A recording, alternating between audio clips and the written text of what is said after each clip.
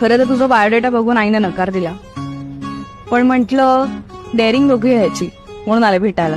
तेरी का हो? असं काय लिहिलंय बायोडेटात मी? BSc ऍग्री शेतकरी असं लिहिलंस.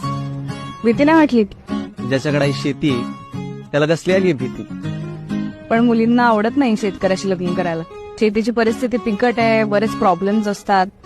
नाही, बरोबर आहे तुमचं, बिकट परिस्थिती आहे, पण अशा बिकट परिस्थितीत तर कोणीतरी साथ देणारी पाहिजे ना.